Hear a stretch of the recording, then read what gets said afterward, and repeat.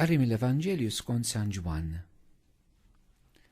Fil-bidu kien il-Verb u l-Verb kien ma' Alla u l-Verb kien Alla. U kien fil-bidu ma' Alla. Kollox bih sar u xejn ma sar mingħajru.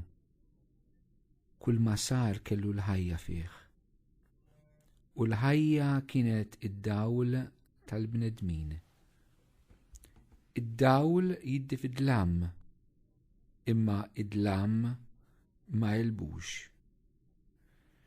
Kien hemm raġel mibgħut minn Alla jismu Ġwanni.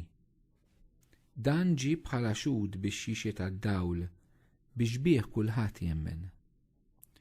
Ġwanni ma kienx id-dawl, imma ġie biex jixet għad-dawl. Dak id-dawl veru li jdawwa lil kull bniedem huwa u dieħel fid-dinja. Kien fid-dinja u d-dinja saret bih imma d-dinja ma rfitux. Ġie f'daru u niesu ma laqgħuhx. Imma l-dawk li laqgħuhom mis-seta li jsiru li Alla, dawk li jemmnu f'ismu, li twildu mhux mid-demm, anqas mill-ġibda tal-ġisem u anqas mir-rieda tal-bniedem, iżda minn Alla. Il-Verb sar bniedem u għammar fostna, u aħna rajna l-glorja tiegħu. Il-glorja li għandu mill-Missier bħala Ibnu l-waħdini, mimli bil-grazzja u l-verità. Ġwanni taxxida fuq u meta qajjet u qal: "Danu li għalih għedtilkom jiġu warajja imma u aqwa minni, għax kien minn qabli. Għax mill-milja tiegħu aħna l-kol ħadna grazzja fuq grazzja. Alla tal-liġi permezz ta' Mosè, imma l-grazzja u l-verità seħħew permezz ta' Ġesu Kristu. Lill-Alla għadu ħadd ma rah, imma rafunna l-Iben il-waħdini ta' Alla li hu fih dan il-Missier." Il-kelma tal-mulej, it-tifħir lilek Kristu. Dan l-Evanġelju li għadna kif smajna eżistijaj magħruf bħala il-prologu, il-parti tal-bidu tar-raba Evanġelju, l-Evanġelju skont San Ġwan, huwa biex ngħidu hekk btieqa sħiħa għal dak li l-bqija tal-Evanġelju ta' San Ġwan sejjer jitkellem dwaru.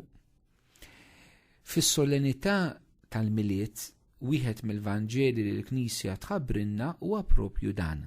Qed ngħid wieħed mill-Vanġeli għaliex fil-qudies tal-miliet għandna diversi qudies tal-miliet, għandna tal-Viġilji, għandna l-qudies tas-Sebt tal-jum, għandna l-qudies tal-ġurnata li fihom jagħtuna rrakkonti differenti minn Vanġeli differenti ta' twilied ta' Ġesu. Ir-raba' Vanġelu San Ġwan ma jtinix dawk iċ-ċirkostanzi tal-Madonna li marret ma' San Ġusepp ġewwa Betlem, ħadd ma laqahom biex iweldu l-Ġesu li poġġitu f'maxtura, ir-rajja li jidrulhom l-anġli morru jidraw il-mulej. Dak ma rakkonti li jomna sal-Luqa, però San Ġwan iħares lejn il-Vanġelu tiegħu minn perspettiva oħra differenti u jagħtina allura dan il-kontenut li joħodna mhux għal mument partikolari meta Ġesu twieled, imma jagħtina t-tifsira aktar profonda ta' xi jfisser it-twelid ta' Ġesu u għalhekk għażilt li nikkummentaw ftit dan il-Vanġelu. Joħodna allura mhux għal bidu ta' Ġesu fl-istorja it-twelid tiegħu, ma joħodna xi jfisser it-twelid tiegħu li Ġesu jiġi qabel l-istorja u li kien mill-bidu qed jgħidilna hawnhekk.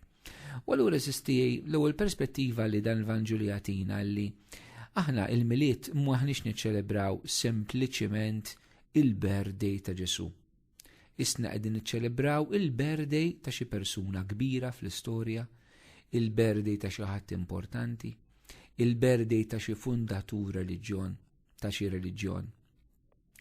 Il-birthday huwa il-bidu meta l-persuna bdiet teżisti, 9 xhur tqala u mbagħad btwieldet. Imma ma nistgħux ngħidu li dan hu l-istess għal Ġesu, għax Ġesu ma nbidilx jeżisti minn meta twieled, jew minn meta kien ikkonċeput. Imma Ġesu kien jeżisti minn dejjem għaliex huwa Alla. U allura lek din iċ-ċelebrazzjoni mhijiex sempliċiment it-twelid ta' Ġesu, imma qed niċċelebraw dak li aħna ngħidulu il-missru ta' l-inkarnazzjoni. tat-tieni persuna tat-Trinità Qaddisa issir laħam. Il-kelma illi saret laħam. U dan li qegħdin niċċelebraw fil-profondan Alla li għaliex jħobbna isir wieħed minna, isir bniedem bħalna. Mela tajjeb li aħna mmorru għal din ir-riflessjoni l-ewwel ħaġa. Qegħdin niċċelebraw mhux sempliċiment it-twelid il-birthday imma realtà profonda. Alla li kien minn dejjem isir wieħed minna. X'jgħid in-neżisti dwar din ir-realtà dan ir-Raba' Vanġelu? X'aspetti nistgħu nieħdu? Aspetti li jagħtina li dan Ġesu li San Ġwanni tisejjaħlu id-dawl li l-qudiem naraw li anka Ġesu nnifsu jgħid li huwa id-dawl tad-dinja. Jgħidilna li huwa id-dawl illi idda fid-dlam. U allura hawnhekk hija diġà perspettiva oħra rridu nieħdu li l-inkarnazzjoni li bentalla li jsir bniedem u li huwa d-dawl ma jibżax jidħol fid-dlam tagħna. U rridu nistaqsu dan id-dlam xi jfisser. Dan Ġesu dan il-miliet ma jisħa jiddejjaq isir parti mill-ġrajja tiegħek u li kien minn dejjem irid jidħol b'mod ġdid fl-istorja ta' ħajtek fid-dlam tal-ħajja tiegħek. Jista' jkun id-dlam tan-nuqqas ta' fidi, jista' jkun id-dlam tad-dnub, jista' jkun id-dlam tal-egoiżmu, jista' jkun id-dlam tal-kriżi finanzjarja, jista' jkun id-dlam tal-kriżi li għandek fir-relazzjoni tiegħek, fiż-żwieġ tiegħek, fir-relazzjoni tiegħek ma' wliedek. Jista' jkun id-dlam tal-kriżi tax-xogħol. Jista' jkun id-dlam ta' komunità, prayer group, komunità li tattendi, komunità reliġjuża, komunità parrokjali, dioċesi, knisja. Id-dlam jista' jkun illi s-sitwazzjoni kera tad-dinja li aħna ngħixu fiha llum, medda bit-terrorizmu u b'sitwazzjonijiet oħrajn. Hija f'din ir-realtà tad-dlam li Ġesu jrid jiġi jkun dawl. Ma jridx ikun dawl x'imkien ieħor, sempliċiment fit-Trinità jekk irid ngħidlek li hija dawl perfett. Alla jasel li jidħol fid-dlamijiet tagħna. U allura jew nilqgħu aħna l-Ġesu eżistej anka f'dan id-dlam tal-ħajja tagħna. Hija kelma ta' kuraġġ, kelma turina dell-imħabba kbira tagħha lina. Aspetti ieħor li aħna nistgħu nieħdu żiem dal-Vanġelu jgħidilna ġie f'daru imma niesu ma laqgħuhx. Imma l dawk li laqgħuh tom mis-seta li jsiru u li talla.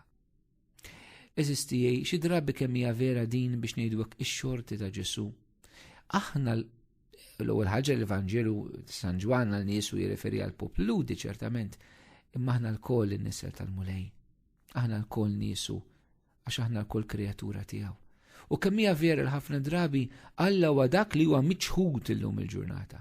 Ġesu huwa dak li huwa miċħud, Ġesu huwa dak li huwa rrifjutat fis-soċjetà tagħna.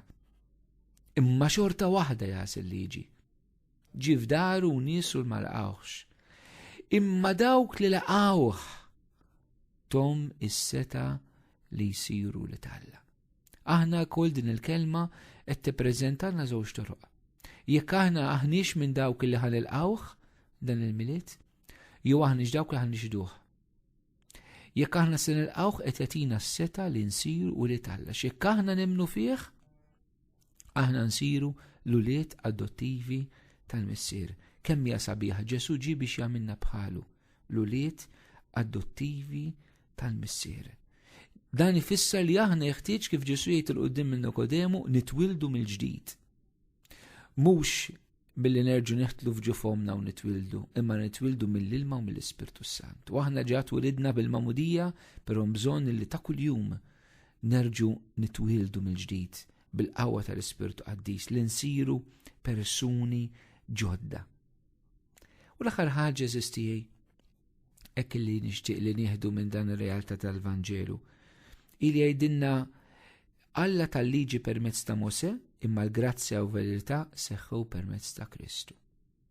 Kemm hu sabiħ li ħan nirrealizzaw eżistijej illi aħna ma ngħixux taħt liġijiet. Il-Kristjaneżmu mhuwiex osservazzjoni ta' xi liġijiet kieku nagħmluh reliġjon tal-morali ta' x'inhu tajjeb u ħażin.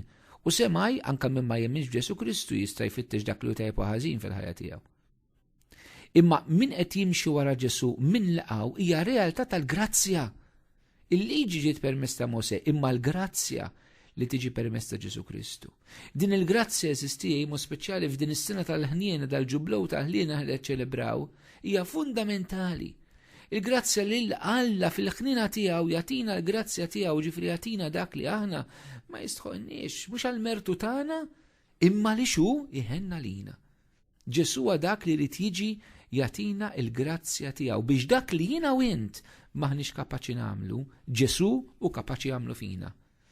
Mhux għax jistħoq inna jew aħna kapaċi imma xil-ħnina kbira tiegħu. U propju għalhekk anke l-Papa Franġisku fl-ittra tiegħu Misericordja Zvultu l-bolla li jnied il-ġublow tal-ħnien jgħidilna li fil-misteru tal-inkarnazzjoni naraw il-milja tal-ħnina tal-lalina. Alla meta ra l-bniedem mitluf id-dnub tiegħu ħenna liħ bil-liben tal-Alla li kien minn dejjem li ħalaq kollox isir wieħed f'nofsna. Jalla aħna eżistijaj nikkontemplaw mill-qalb din il-ħnina, din it-tjubija, dan il-kobor ta' dan il-misteru li aħna qegħdin niċċelebraw. U jalla din l-attitudni ta' Ġesu issir ukoll l-attitudni tagħna.